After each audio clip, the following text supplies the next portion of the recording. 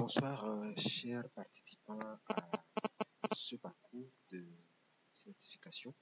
Aujourd'hui, nous allons échanger ensemble, c'est le module 7, la régulation professionnelle en coaching. Nous allons voir ensemble les enjeux, nous allons identifier quelques des objectifs de la régulation professionnelle, surtout pour le coaching.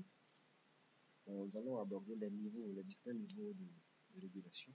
Et enfin, nous l'avons baptisé outils. Voilà. Quels sont les outils qui sont utilisés pour mettre en œuvre la régulation selon chaque niveau. Voilà.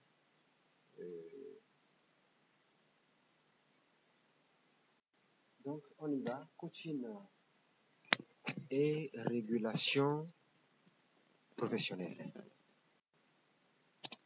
Donc, comme je disais, globalement, comme objectif pédagogique, il s'agira pour nous de comprendre les objectifs, les niveaux et les outils de régulation dans le secteur du coaching. Alors, commençons par les enjeux. Quand on parle de régulation, le plus souvent, c'est surtout en Afrique chez nous, les coachs se sentent doigtés comme si les uns veulent concevoir des règles pour verrouiller les autres, pour classifier les autres, etc. Ou veulent doigter, etc. Ce n'est pas le cas. C'est comme le dernier module qui parlait de légitimité. Aujourd'hui, nous qui sommes en formation, que nous soyons en train de pratiquer le coaching avant un parcours de certification, ou que nous soyons en train de suivre une formation de bout en bout avant de nous lancer en tant que coach, quel que soit notre profil vis-à-vis donc d'un parcours, profil d'entrée ou de sortie, d'un parcours de formation de certification, c'est nous qui faisons le coaching. Le problème, se situe auprès donc de personnes qui, peut-être, n'ont pas complété leur formation, donc qui ont une bonne part des informations, des connaissances, et qui sont dans la pratique du métier. Et donc le différentiel de connaissances peut porter en jeu sur leur pratique. Voilà. Ou les personnes qui carrément se fichent donc de la nécessité de se former ou de suivre un parcours et qui ne comptent que sur l'aspect vocation, l'aspect disposition d'aptitude innée de coach. Voilà. Comme c'était l'autre jour dit, il est coach par vocation, ou c'est une question d'appel de Dieu, je l'étais depuis le ventre de ma mère. Bon, donc c'est ces personnes qui, évidemment, disposant sans être contredites, sans être jugées, disposant effectivement des aptitudes très appréciables en relationnel, mais qui n'ont pas forcément appris les règles du métier. Ce n'est pas par le coaching que la question de régulation va commencer. Non. Mais la question est que le coaching souffre beaucoup du fait des disparités des connaissances et dans les pratiques, de l'hétérogénéité dans les connaissances, dans les informations, dans les pratiques. Donc, ce qui va mettre à genoux ceux qui ont la vraie vocation, la volonté de se promouvoir dans ce métier ou de promouvoir le métier, ils vont en partir à ces insuffisances et tout. Donc, il en va des acteurs qui se sentent concernés de travailler pour que le coaching grandisse. Si nous prenons aujourd'hui le code de la route, le code de la route n'est pas conçu pour doiter certains qu'ils ont le permis de conduire qu'ils n'ont pas. Il est certainement construit pour que toute la société se mette d'accord sur les règles de circulation. Voilà. Et qu'en cas de préjudice, on sache à quelle norme se rattacher. Vous voyez? Donc, c'est ça aujourd'hui. Bon, si on prend le cas du coaching sportif, c'est rare que les gens s'improvisent coach sportif. Il y a un diplôme qu'il faut avoir, il y a telle ou telle chose qu'il faut disposer pour se faire valoir auprès d'une équipe, vous voyez, d'une institution. C'est tout. Si on veut recruter un mathématicien, on ne va pas dire qui a la vocation, qui connaît, qui a la facilité avec les chiffres. On va choisir quelqu'un qui a le diplôme. Voilà. Vous voyez donc, la question pour le coaching, c'est tout le public ne s'accorde pas pour dire voilà ce que c'est qu'un coach, voilà l'objet de sa pratique et sa démarche, voilà les compétences reconnues, requises pour exercer le métier. C'est de même que pour la certification,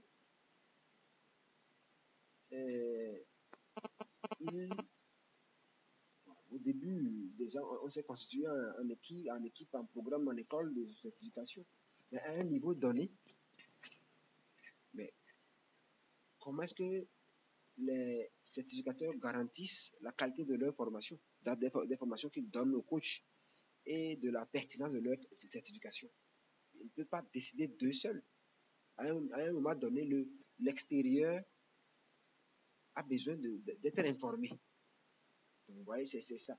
Et même quand on prend une profession aujourd'hui, quand on prend l'ordre des pharmaciens, du Togo par exemple, de notre pays, quand on prend l'ordre national des médecins, on sait, personne ne se lève qui crée un centre socio-médical ou une clinique et qui fasse n'importe quel type de prestation. On sait comment est-ce que le contrôle est exercé dans le secteur de la médecine ou de la pharmacie. Donc pour le coaching, qu'est-ce que nous avons communiqué au public, aux masses populaires, sur notre système de contrôle, afin que les gens sachent exactement à quoi s'en tenir. Voilà. Quelles sont les règles qui ont été dictées et comment est-ce qu'elles sont respectées, et en cas de non-observation, comment est-ce que les plaignants sont traités aussi, voilà, sont écoutés, voilà. Donc, et enfin, bon, entre équilibre et liberté,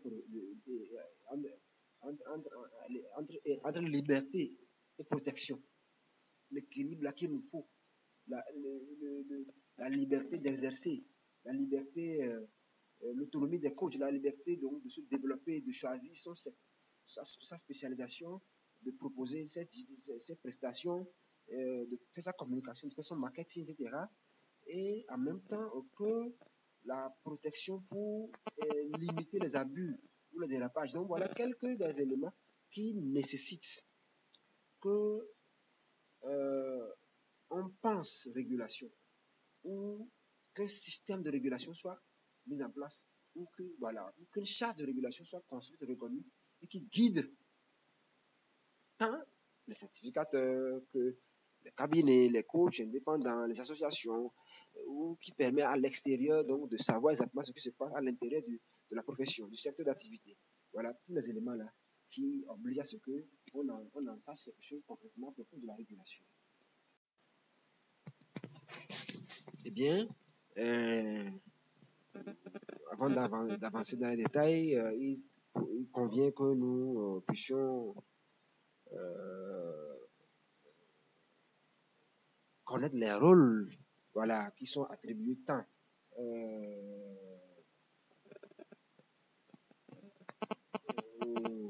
aux acteurs de la profession qu'à l'État. Vous voyez donc, nous savons que la régulation est un système de production, de contrôle des règles collectives.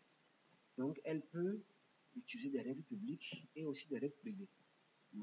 Généralement, quand il s'agit donc de la régulation publique, on va parler de réglementation.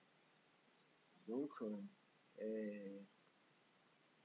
ces règles, ces lois, ces règlements, ces décisions, ces procédés juridiques vont être mis en place par les autorités administratives.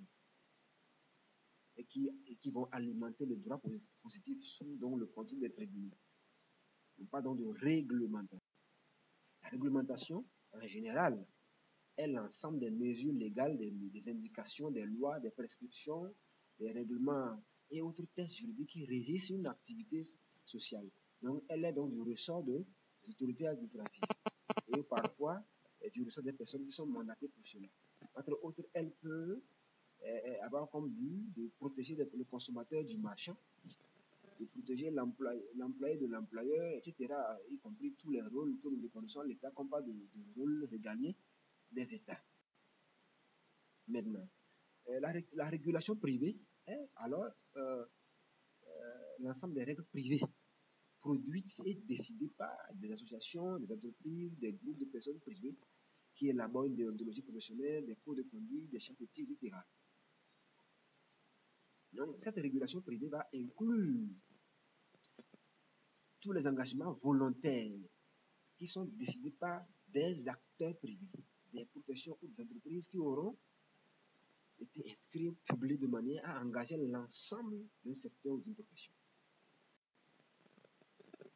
Donc, et c'est ça qui aboutit à la régulation professionnelle qui, de toutes les théories, se fait reconnaître comme un système autorégulé ouvert sur les différents acteurs pour des questions de transparence.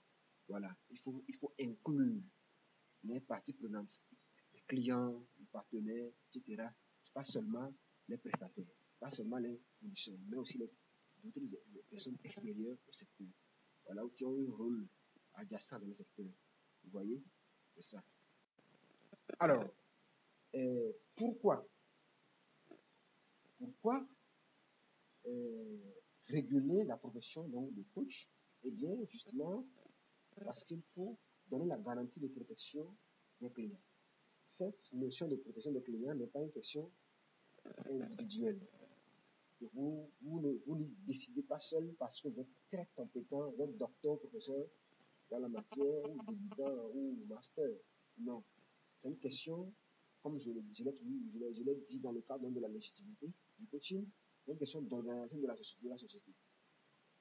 En définissant des standards de compétences et d'éthique, la régulation protège les clients des pratiques non professionnelles parce que forcément, il va y avoir quelques prestataires qui vont se lancer dans des pratiques douteuses, voilà, des pratiques incontrôlées.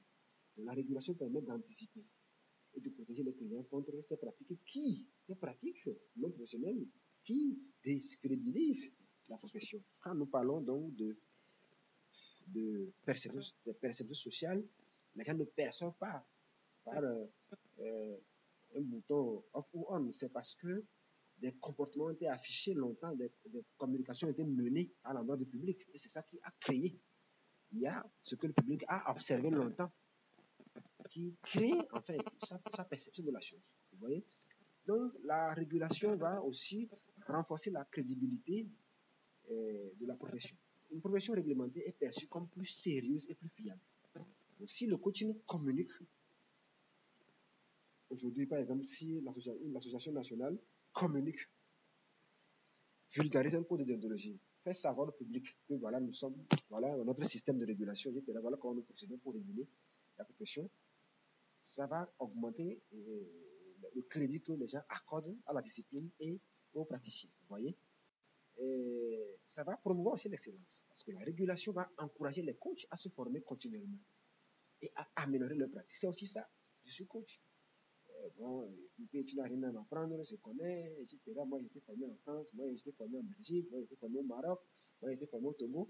Mais la formation continue, l'humilité scientifique ou intellectuelle plutôt, qui nous permet la remise en cause et la participation au fora, aux activités de renforcement de capacité nous permettent simplement de, de, de, de promouvoir l'excellence dans le secteur. Ça, ce n'est rien de mal du tout. Voilà.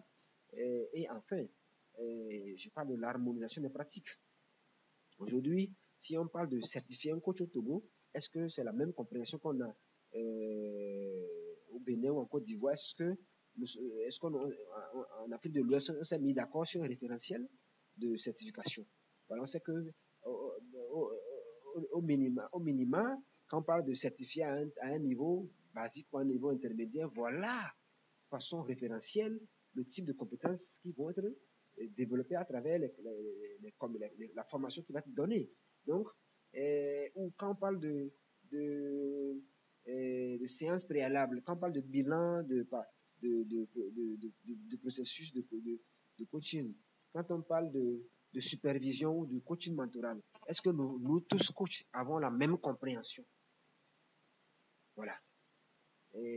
Est-ce que nous partageons les référentiels, etc., de compétences près de tous les acteurs du secteur? Donc, c'est l'harmonisation des pratiques qui peut d'abord créer plus de confiance entre les coachs, mais aussi limiter les complexes d'infériorité ou de supériorité, les jugements subjectifs que les uns font sur les autres, ou même que l'extérieur fait sur la profession. Quand on sera harmonisé entre nous et que la communication va délivrer un message unique au public, vous voyez ce que ça va engendrer comme changement positif sur la perception que les gens ont de la profession. Eh bien, nous allons aborder les différents niveaux de la régulation. Parce qu'il y a plusieurs rôles qui doivent être joués ici et là. D'abord, l'autorégulation, aussi connue sous le vocable de soft law, la loi TOUS. On vient d'en parler. Donc, ce sont les associations professionnelles de coaching ou de coach qui élaborent des codes de déontologie, des référentiels de compétences et de certification. C'est le niveau donc de régulation le plus courant dans le secteur du coaching aujourd'hui.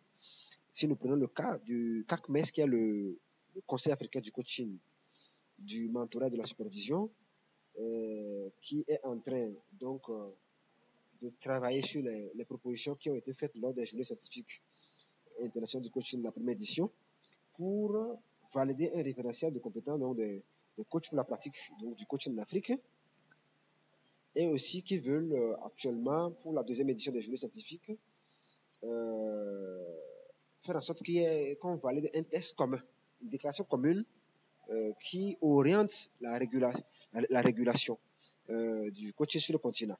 C'est une démarche inspirée donc de ce que on fait et sont en train de faire l'ICF, l'International Coaching Federation, et l'EMCC, le Conseil européen du coaching et du mentorat, qui se sont rassemblés, qui se sont mis ensemble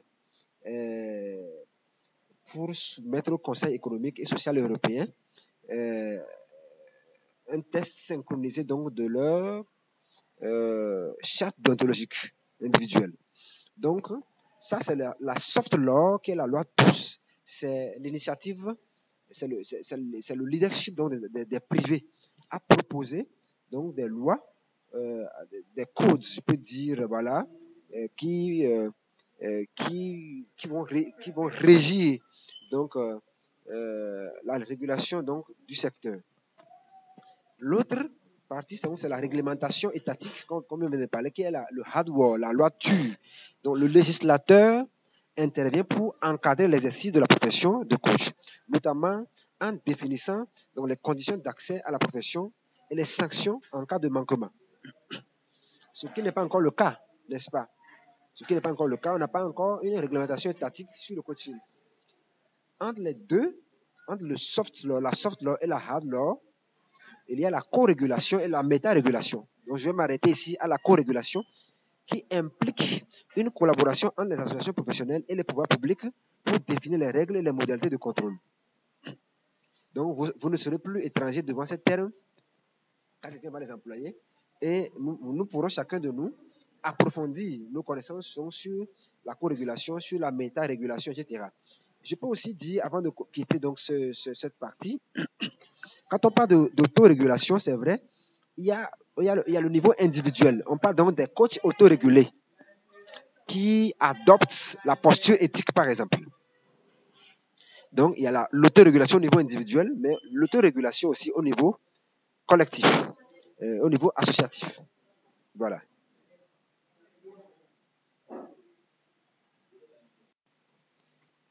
Donc, entre autres, nous avions parlé des... Bon, lorsqu'on parlait des enjeux, on avait parlé donc des bénéfices. De façon directe, on a parlé des bénéfices de la régulation pour la profession, pour le secteur. Ici, nous pouvons aussi retenir quelques bénéfices de la régulation pour les coachs. Nous retenons que la régulation est un levier pour la reconnaissance professionnelle, parce que les coachs certifiés bénéficient donc d'une plus grande visibilité et d'une meilleure crédibilité. Aussi la mise en réseau. Les associations professionnelles ont offert l'opportunité donc de rencontrer d'autres coachs et de partager leur expérience, parce que quand on se met même dans la démarche de la régulation, on est obligé de travailler, on est obligé de faire des groupes de travail, des groupes de réflexion, donc on est obligé de rencontrer d'autres, de réfléchir avec d'autres en commun, de découvrir donc d'autres collègues, d'autres cieux, du même pays ou d'autres pays. Et c'est une forme de soutien continu. Parce que les associations, les écoles vont proposer des formations continues en dehors du cadre pédagogique pour obtenir tel ou tel certificat. Il y a donc du renforcement de capacité qui va se faire à travers des modules voilà, qui n'ont pas forcément trait au coaching durée due, mais qui ont trait avec le marketing, la psychologie, les différents secteurs, les différents domaines, etc., les outils, ici par là. Donc, ces ressources et des outils pour accompagner les coachs dans leur développement professionnel. Maintenant, nous allons lire en un clic quelques outils de régulation. Il n'y a pas qu'une seule façon. La régulation n'est pas une lettre d'une page à écrire ou une décision à prendre à l'Assemblée générale. C'est tout un processus, c'est des actions qui sont menées à plusieurs niveaux. Donc, au niveau individuel, oui, au niveau des certificateurs, au niveau des associations professionnelles, au niveau national, au niveau international, il y a des rôles à jouer par des acteurs différents, voilà, qui se servent de tel ou tel outil pour jouer leur rôle. Par exemple, si nous prenons le cas des certificateurs, le fait déjà de disposer, d'élaborer et de disposer donc de référentiels de compétences et de référentiels de formation participe à réguler le coaching. Le fait de faire signer aux participants à une formation, une charte d'engagement, c'est un outil. Voilà. Le fait de faire des évaluations antérieures ou postérieures, des évaluations continues, voilà. À l'écrit ou à l'oral, ce sont des formes de contribution à la régulation. Les notes de synthèse, les mémoires, les thèses ou les rapports de professionnalisation qui sont rédigés, présentés, l'inscription d'une date de péremption sur les certificats qui oblige à une évaluation du coach après quelques années en vue de renouveler son certificat, le coaching mentoral, etc. sont autant des outils, voilà, que mettent en œuvre les certificateurs.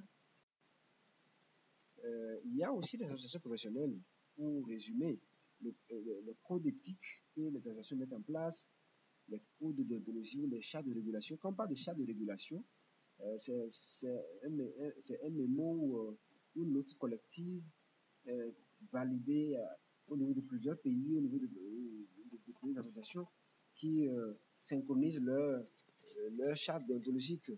Voilà.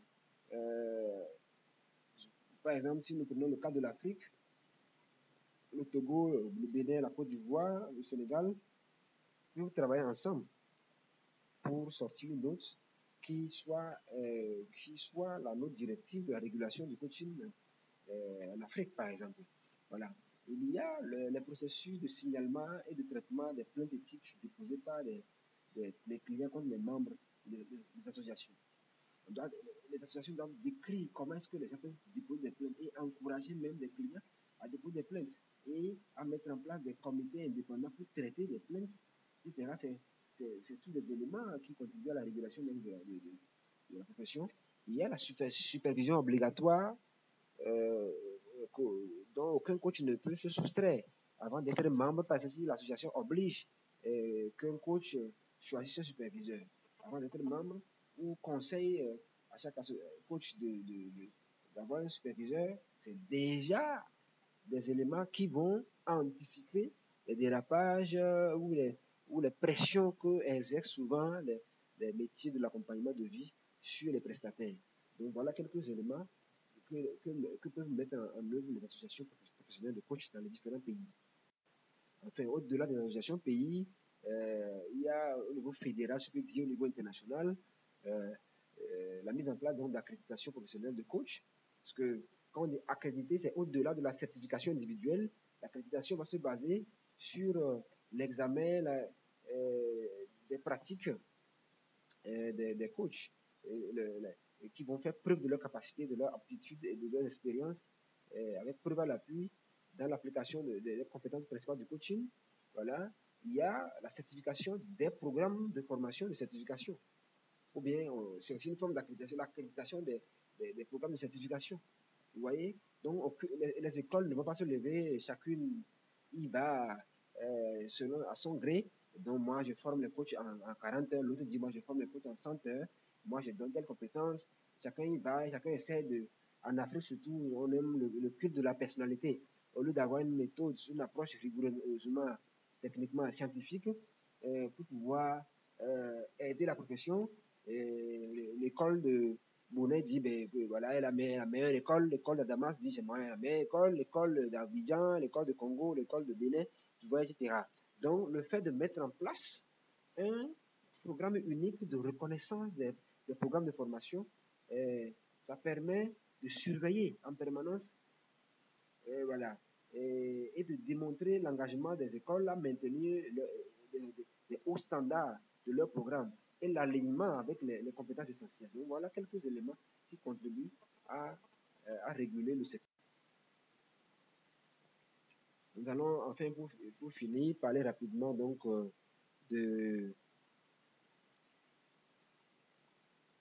du code éthique, c'est ce bas-là, et du code de déontologie.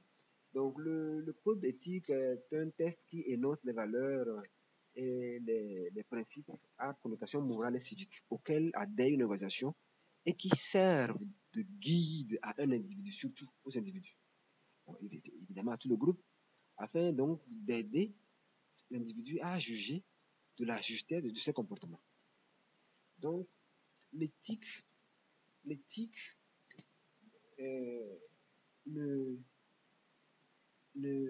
n'oblige pas comme la déontologie. La déontologie est une règle à respecter au niveau associatif, au niveau communautaire.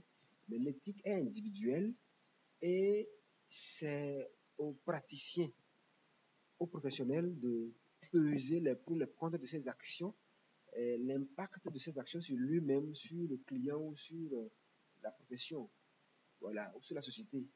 Et c'est comme une aiguille que chacun développe dans son cœur pour faire ce qui est juste à l'égard donc des autres. Vous voyez? Voilà. Et pour mettre en place un code de déontologie, on va déterminer les valeurs les plus importantes pour l'organisation. On va identifier les comportements en accord avec les valeurs. On va faire partager l'engagement des personnes concernées envers un idéal commun, etc. On finit par retenir un code de déontologie en 3 points, en 4 ou en 6 points, etc., qui constitue le code de conduite des membres d'une association. Et chacun est libre d'observer ou non. Mais quand on parle de valeur, c'est l'idéal en réalité en termes de comportement, en termes d'approche, en termes de pratique, etc. Et au-delà maintenant de l'éthique, la déontologie qui rassemble des règles, voilà, qui concernent l'ensemble des activités professionnelles exercées dans un cadre professionnel, dans un secteur donné, à plusieurs niveaux, qui permet de prévenir des conflits d'intérêts, de respecter les lois, parfois même les lois et les conventions nationales. Donc, que les membres, ces lois, ces règles plutôt, que les membres doivent respecter dans l'exercice de leur profession. Et la non-observation ou la non-observance même de la déontologie est assujettie à une punition. voilà, à une réprobation. C'est ça. L'objectif de la déontologie est de maintenir l'honneur, la dignité, la confiance envers la profession, tout en garantissant la protection des personnes qui en bénéficient. Donc, comme on a dit, c'est du ressort des associations professionnelles, c'est du ressort des communautés de définir ces codes auxquels adhèrent leurs membres et que ces codes soient partagés, diffusés à l'extérieur de la corporation pour permettre au public de reconnaître voilà, le sérieux qui se développe voilà, dans le secteur, etc. OK? Et ici, on a essayé de proposer un canevas minimaliste, un contenu voilà, pour guider la construction d'un code de déontologie. Il y a par exemple 3 chapitres ici. Il y a des théories qui parlent de 4 ou de 5 chapitres. Donc les associations peuvent tenir compte de leur réalité propre pour construire leur code. Ici, nous parlons donc des devoirs et des obligations que les prestataires ou les professionnels ont à l'endroit du public. Chapitre 2, les devoirs et l'obligation envers le client. Et là, on peut parler d'intégrité. Mais on peut parler de disponibilité, diligence. On peut parler de responsabilité en tenant compte du droit civil. On peut parler d'indépendance et de désintéressement. Voilà, pour gérer les conflits d'intérêts. On peut parler du secret professionnel, la confidentialité. Il y a plein de choses dont on peut parler qui ont trait aux obligations, aux devoirs on se donne vis-à-vis des clients. Et enfin, les devoirs et les obligations envers la profession elle-même. Voilà. Des actes dérogatoires, les interdits de la profession. Il est interdit, on dit nous interdisons dans notre corporation que un coach prenne un rendez-vous avec son client, une femme mariée à 22 heures sans l'autorisation de son mari. Voilà, quelle que soit comment je peux dire, l'urgence, on dit ça, voilà, on se dit que ça pas de risque. Donc, le fait de dire les coachs visitent leurs clients à 22 heures la nuit, sans leur mari, etc., ou sans leurs parents, ou sans, etc., sans autorisation, etc., c'est nuisible, c'est une mauvaise image pour la profession, vous voyez, donc, etc., etc., etc., etc. Donc, voilà un peu quelques éléments qui permettent, qui peuvent guider les uns les autres dans la conception donc, de codes de déontologie. En conclusion, la régulation professionnelle du coaching est un enjeu majeur pour le développement de la discipline. Elle permet de garantir la qualité des prestations, de protéger les clients et de renforcer la crédibilité de la profession. Il en va de la responsabilité donc de chaque coach, de chaque école, de chaque association, de jouer son rôle ou leur rôle en faisant ce qui est de leur responsabilité au temps opportun. L'autorégulation, je voudrais en parler rapidement avant de clore.